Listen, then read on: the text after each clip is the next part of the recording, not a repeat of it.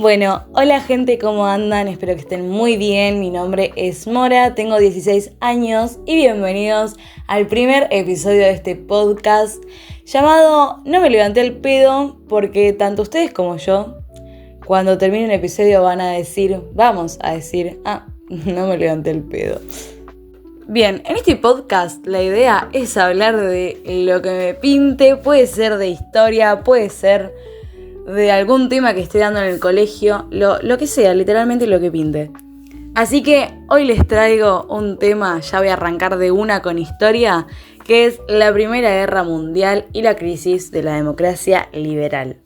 Voy a tratar de explicarlo de una forma para que se entienda y que de paso les sirva a ustedes para estudiar, para aprender, para lo que sea. Bueno, primero cabe destacar que en la historia, y esto siempre lo repite mi profesora, que todo pasa por algo, que nada se da de un día para el otro, de la noche a la mañana, no. En historia todo es un proceso, son hechos que se dan por procesos que vienen anteriores y que esos hechos después afectan lo que viene posteriormente. Y para entender bien la Primera Guerra Mundial, que la Primera Guerra Mundial es de 1914 a 1918, 1919, depende de dónde tomemos cuando termina, eso vamos a hablar más adelante, pero para entender bien la Primera Guerra Mundial nos tenemos que ir a la Revolución Industrial. En su etapa imperialista, el capitalismo provocó desigualdades entre los países periféricos y los países centrales. O sea, tenemos Gran Bretaña, Francia, Alemania y Estados Unidos, que esos eran los centros del comercio mundial y sus industrias, eran los centros industriales, funcionaban por las materias primas de los países periféricos, o sea, los países que no tenían esa maquinaria para producir, pero que sí tenían las materias primas, que el valor de estas materias primas estaba muy por debajo del precio final de los productos industriales. Entonces estaban estas diferencias entre los centros industriales y los países periféricos, pero también entre estos países industrializados había diferencias porque no todos tenían el mismo nivel de industrialización. Entonces ahí sí nos vamos a la Revolución Industrial. ¿Cómo saben? Bueno, capaz no saben, pero les cuento que la Revolución Industrial tuvo dos fases. En la primera fase, Gran Bretaña, Francia y Bélgica se industrializaron primero y ya después, en esa segunda fase, Alemania y Estados Unidos lideraron el desarrollo, o sea que se industrializaron después, pero igualmente lideraron. Aviso que si escuchan ruido de fondo es porque estoy tomando mate. Ustedes se pueden buscar un mate, un café, lo que sea, para ir escuchando esto. Bueno, por un lado tenemos que en Alemania estuvo la expansión de nuevas industrias, que tenemos la industria siderúrgica. ¿Qué carajos es la industria siderúrgica? Es la del acero, la industria del acero. Después tenemos la industria eléctrica y la química, que estas industrias se expandieron a partir de una activa intervención estatal. Y después nos vamos hacia Estados Unidos, que Estados Unidos, ustedes vieron lo grande que es el territorio. Entonces Estados Unidos contó con todo ese extenso territorio que estaba repleto de recursos energéticos y minerales variados. Y además lo que hicieron fue adoptar la producción en serie, concentraron capitales y organizaron grandes empresas. Así que les iba re bien con todo esto, tanto Alemania como Estados Unidos. Bueno, de dichos países industrializados tenemos que algunos eran repúblicas, pero otros continuaban siendo monarquías, aunque en todos ellos podemos decir que la democracia liberal se había consolidado como régimen de gobierno y el capitalismo se había expandido. Tenemos también la burguesía y los sectores medios que estos, o sea, tanto la burguesía como los sectores medios, estaban ascendiendo socialmente y los obreros se incorporaron a la vida política. Bueno, ¿vieron que dije que todavía había ciertas monarquías? Bueno, en Europa Central y Oriental tenemos monarquías absolutas como el Imperio Ruso de los Zares, que no había resuelto los problemas de los campesinos y obreros, y el Imperio Austrohúngaro, que atravesaba las presiones de las distintas nacionalidades sometidas a su dominio. O sea, estos dos seguían en la época del feudalismo, no se dieron cuenta del cambio que había provocado la Revolución Industrial. Seguían en la Edad Media, más o menos. Tenemos al zar Nicolás, que sería del Imperio Ruso, y al emperador Francisco José, que es del Imperio Austrohúngaro, los cuales gobernaban autocráticamente. Además, le tenemos que sumar a esto que todavía no estaban consolidadas las instituciones democráticas en Italia y España. Y acá entra el tema del enfrentamiento entre el Estado y la Iglesia.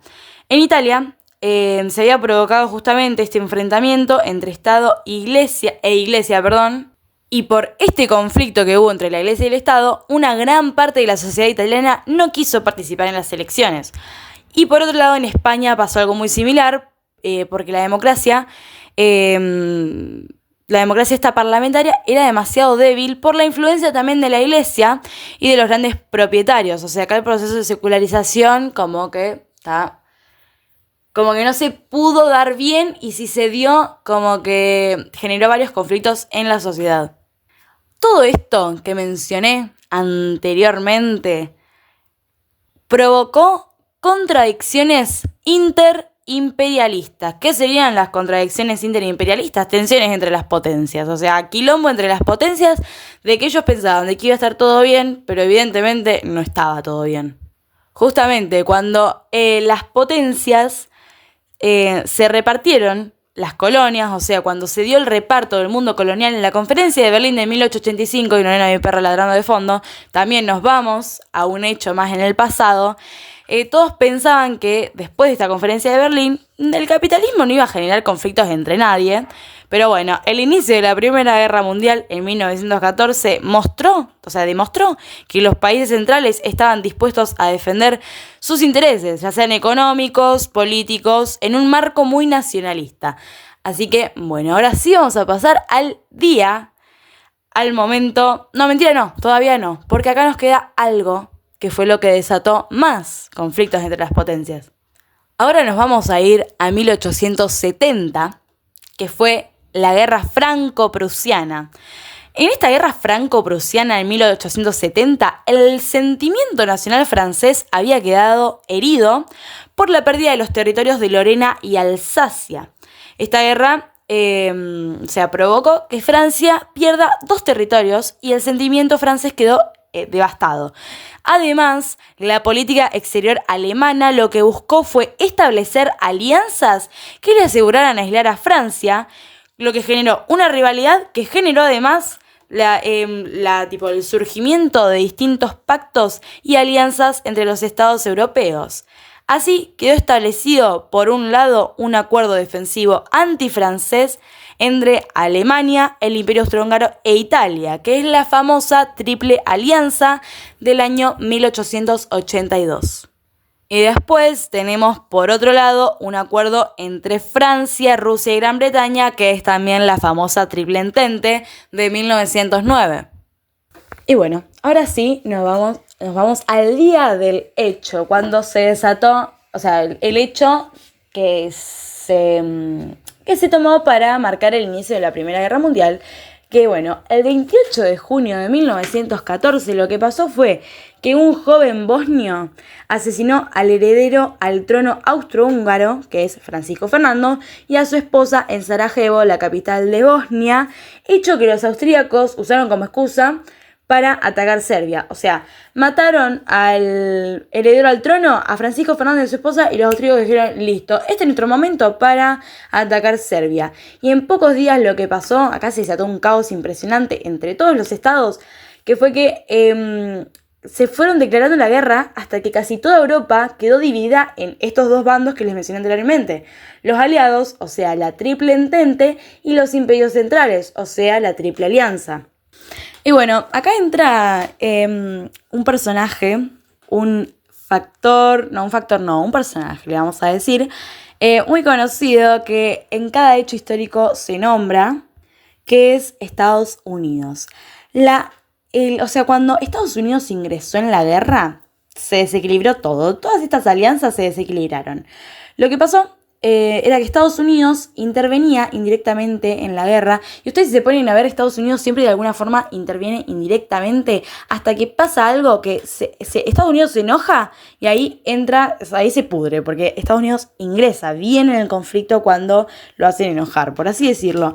Entonces, Estados Unidos lo que hacía en esta guerra era vender armas, alimentos y lo que hacía era otorgar créditos a los países aliados lo que resultaba beneficioso para su economía, además de ayudar a los países europeos.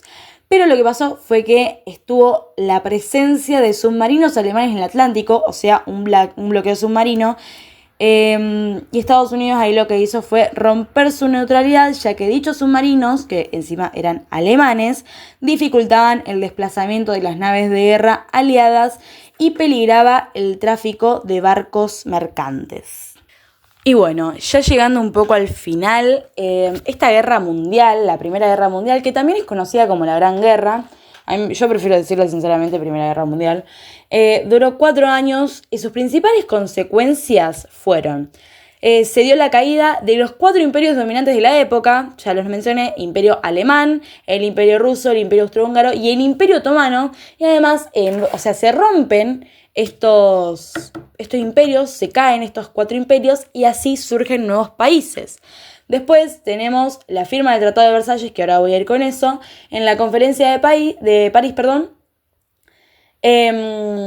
y además se creó la ONU, así que ahora voy a hablar bien de eso. Bueno, ya en enero de 1918 lo que pasó fue que estaban todos cansados de la guerra y dijeron basta, no podemos seguir así. Entonces se iniciaron conversaciones de paz. En estas conversaciones de paz, escuchen bien, se excluyó a Alemania y lo que buscaron fue obviamente negociar. El presidente estadounidense Woodrow Wilson propuso un programa de paz llamado Los 14 Puntos, que terminó siendo la base de los acuerdos finales. En 1919, específicamente en junio de 1919, se dio la Conferencia de Versalles, o la Conferencia de París, donde se firmó este Tratado de Versalles. En este Tratado de Versalles, escuchen bien también, lo que pasó fue que se culpó a Alemania de la guerra y se le impusieron sanciones. Además, se impuso el rediseño de las fronteras de países como Alemania y el Imperio Turco, lo que llevó a la disminución del Imperio Alemán. Esto que les digo que presten atención, del territorio alemán, perdón. Esto que les digo que presten atención es porque después, si hago algún episodio sobre Segunda Guerra Mundial o sobre Hitler, esto es muy importante, lo del Tratado de Versalles. Bueno, en este Tratado de Versalles, además, se propuso la Sociedad de Naciones y con este Tratado de Versalles se finalizó la Segunda Guerra Mundial. La Primera Guerra Mundial, me confundo, yo ya estoy hablando de lo otro. Y bueno, con la creación de la Sociedad de Naciones, en esta Sociedad de Naciones el objetivo era justamente evitar un nuevo conflicto como la Primera Guerra Mundial, que no funcionó porque después vino la Segunda Guerra Mundial, pero además en esta Sociedad de Naciones se prohibió el ingreso a Alemania. Así que bueno, gente, acá muy resumido termina este episodio sobre la Primera Guerra Mundial. Espero que les haya gustado, espero que no se hayan levantado el pedo. La verdad que a mí historia es una materia que me encanta en el colegio.